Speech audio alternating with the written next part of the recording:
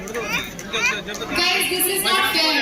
शोर और तालियों के बिना आज के स्टार नहीं आएंगे और नहीं जाएंगे। मैं चाहती हूँ एक साथ एक ही धुन में एक ही सिंग में कमाल का शो हो जाए। अक्षरा के लिए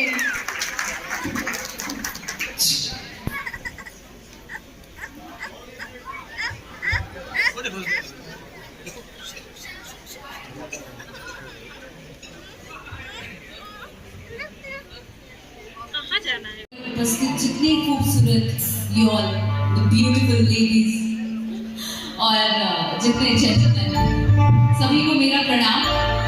आई hope you all are fine. Thank you so much for calling me here. सबसे पहले कांग्रेचुलेशंस करना चाहूंगी अंश को, उनके मम्मी पापा को कि आज इतने खूबसूरत इतने बेहतरीन दिन पर मुझे यहाँ पर बुलाया गया। आई होप आप लोग बहुत बोर हो चुके हैं। आज बहुत ही खूबसूरत और बहुत अच्छा दिन है क्योंकि सबके सब इतने शांत पड़े हैं।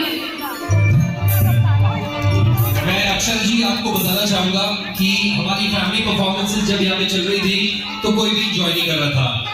सबकी एक ही आवाज आ रही थी कि अक्षरा जी को लेके आइए। And here you are. थोड़ी ताली